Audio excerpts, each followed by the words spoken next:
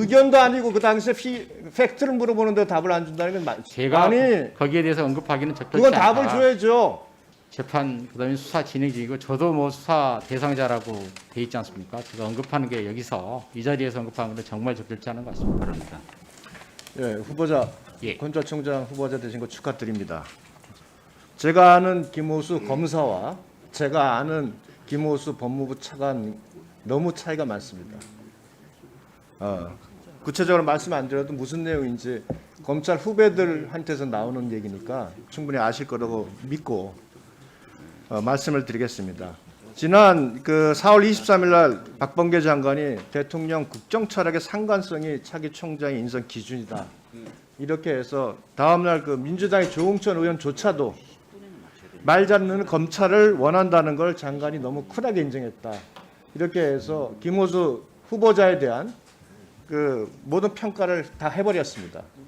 뭐 그 이후에 후보자 추천위원회에서도 사실 그 부분이 가장 우려가 돼서였을 거라 생각되는데 사실 가장 적은 표를 받으셨음에도 불구하고 결국 이 자리에 앉으셨어요.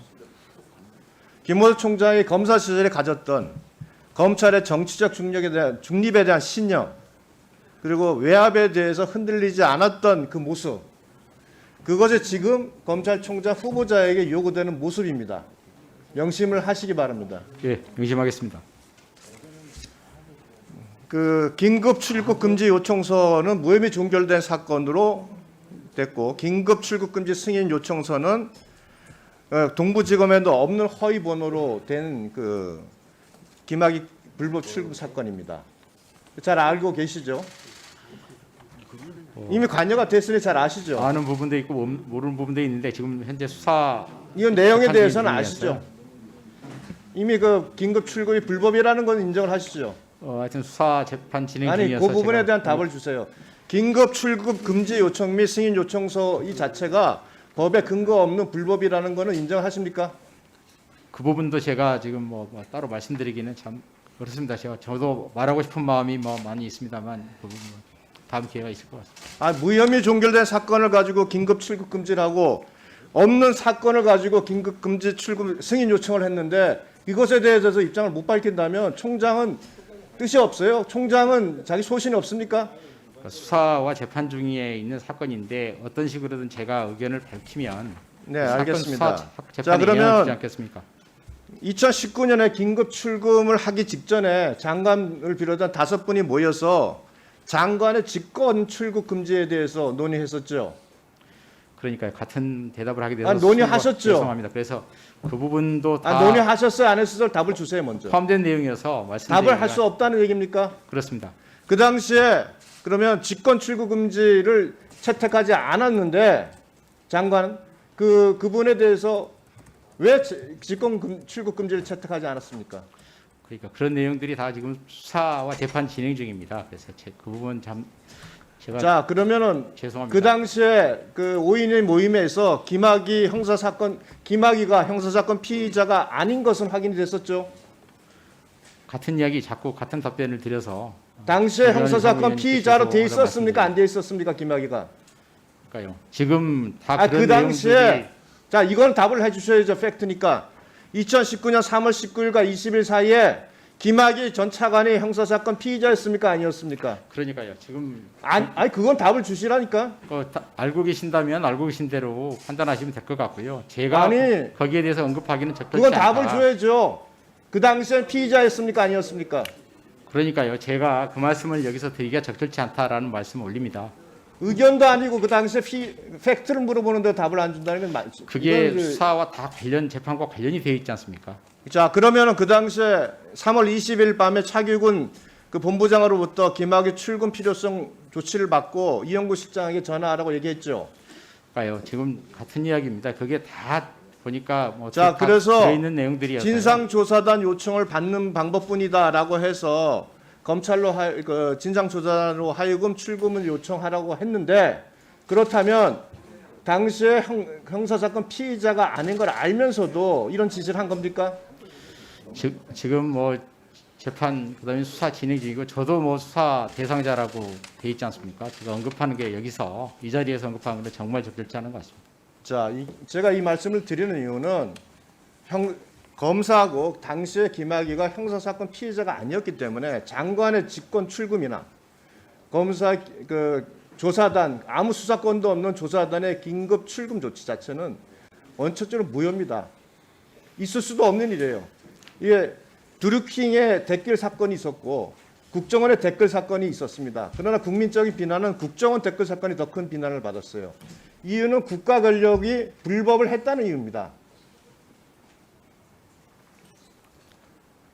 자, 그 이후에 한번 보실까요?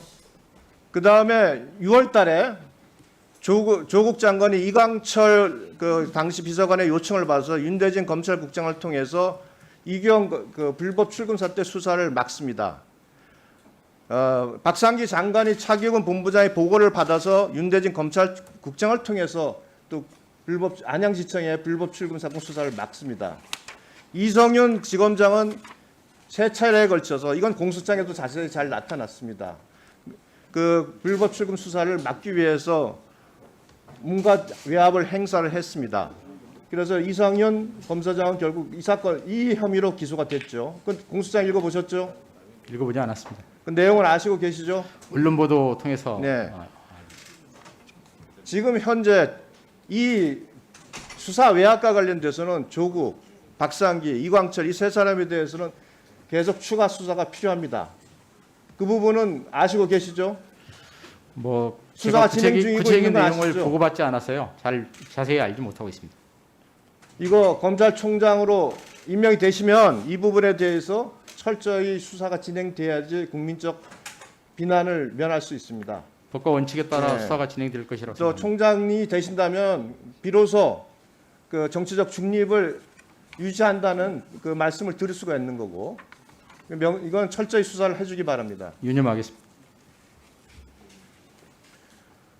지금 박범계 장관이 대통령령을 개정해가지고 검찰 조직 개편을 하면서 중앙지검은 전담 부서에서만 범죄 수사가 가능하게 한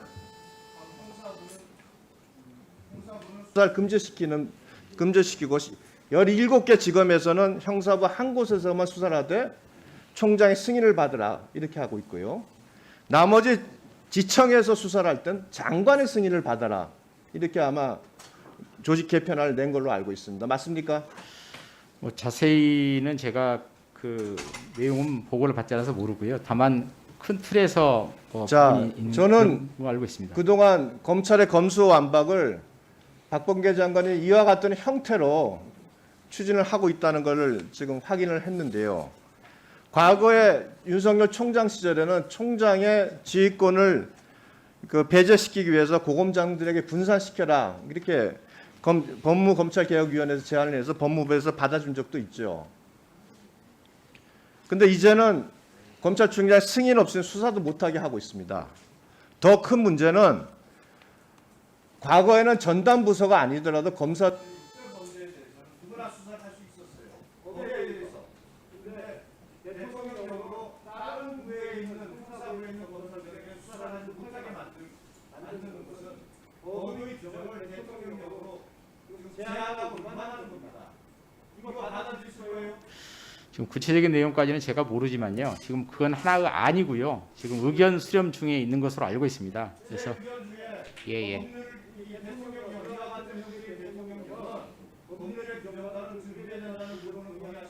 당연히 그건 동의합니다. 예. 그래서 한번 제가 보고 받고 한번 내용을 찬찬히 살펴보고 의견도 적극적으로 개진하겠습니다.